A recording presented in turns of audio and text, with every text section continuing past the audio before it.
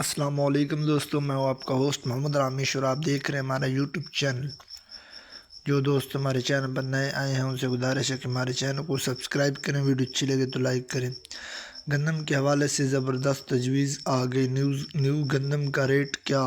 तो मशहूर यूट्यूबर फ़िरोज़ अंजम की ये रिपोर्ट्स सुनिए और जानते हैं कि गंदम के हवाले से क्या गुफ्तगू करते हैं। तो सुनिए ये रिपोर्ट्स।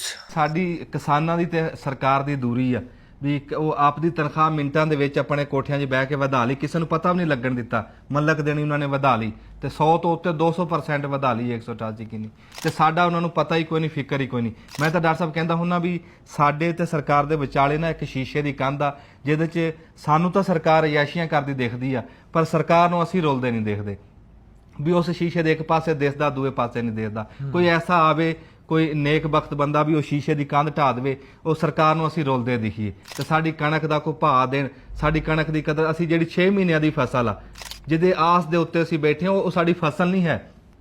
ਉਸ ਫਸਲ ਦੇ ਵਿੱਚ ਸਾਨੂੰ ਆਪਣੇ ਪੁੱਤਾਂ ਦੇ ਸਿਹਰੇ ਦਿਖਦੇ ਆ, ਆਪਣੇ ਪੁੱਤਾਂ ਦੀਆਂ ਫੀਸਾਂ ਦਿਖਦੀਆਂ, ਸਾਡੀਆਂ ਸਿਹਤਾਂ, ਸਾਡੇ ਧੀਆਂ ਦੇ ਜਿਹੜੀਆਂ ਡੋਲੀਆਂ ਉਹ ਸਾਨੂੰ ਇਸ ਕਣਕ ਦੇ ਵਿੱਚ ਦਿਖਦੀਆਂ, ਜਿਹੜੀ ਇਹਨਾਂ ਨੇ ਮਿੰਟਾਂ ਦੇ ਵਿੱਚ ਰੋਲ ਕੇ ਰੱਖਤੀ।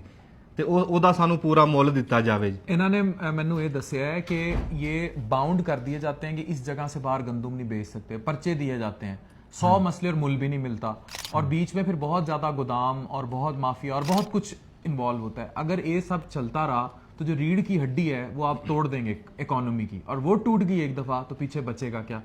सोल्यूशन हल ਹਾਂ, ਇਹ ਅਗਰ ਜੀ ਤੁਸੀਂ ਖਰੀਦ ਨਹੀਂ ਸਕਦੇ, ਅਮਦਾਦੀ ਕੀਮਤ ਨਹੀਂ ਦੇ ਸਕਦੇ, ਤੁਸੀਂ ਓਪਨ ਮਾਰਕੀਟ ਕੀਤੀ ਹੈ, ਫਿਰ ਓਪਨ ਦਾ ਮਤਲਬ ਓਪਨ ਹੋਣੀ ਚਾਹੀਦੀ ਆ, ਜ਼ਿਲ੍ਹਾ ਬੰਦੀ ਨਾ ਹੋਵੇ, ਰੇਟ ਦੇ ਉੱਤੇ ਸਾਡੇ ਤੇ ਪਰਚੇ ਨਾ ਹੋਣ, ਜਿੱਥੇ ਸਾਡਾ ਦਿਲ ਕਰੇ ਅਸੀਂ ਆਪਣੀ ਫਸਲ ਵੇਚੀਏ, ਜਿੰਨੇ ਦੀ ਸਾਡਾ ਦਿਲ ਕਰੇ ਅਸੀਂ ਉਹਨੇ ਦੀ ਵੇਚੀਏ, ਸਾਨੂੰ ਕੋਈ ਪੁੱਛ ਪ੍ਰੀਤ ਨਾ ਹੋਵੇ। ਓਪਨ ਮਾਰਕੀਟ ਦਾ ਮਤਲਬ ਫਿਰ ਓਪਨ ਮਾਰਕੀਟ ਹੋਵੇ।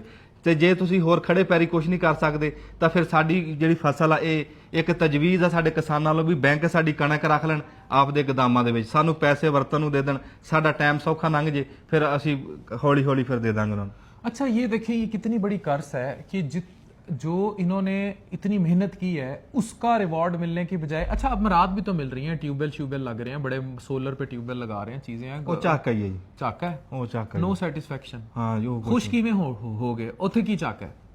ਉਹ ਦੱਸਿਆ ਤੁਹਾਨੂੰ, ਹੁਣ ਜੇ ਬਰੀਕੀ ਦੱਸਾਂ ਫਿਰ ਉਹੀ ਉਹ ਦਿਖਾਉਂਦੇ ਸੱਜੀ ਹੈ ਜੀ, ਮਾਰਦੇ ਖੱਬੀ ਹੈ। ਉਹ ਹੁਣ ਪੂਰੇ ਪਿੰਡ ਦੇ ਵਿੱਚ ਇੱਕ ਬੰਦੇ ਦਾ ਟਰੈਕਟਰ ਨਿਕਲਿਆ, ਬਾਕੀ ਪਿੰਡ ਬੈਠਾ ਮੂੰਹ ਵੱਲ ਦੇਖ ਰਿਹਾ।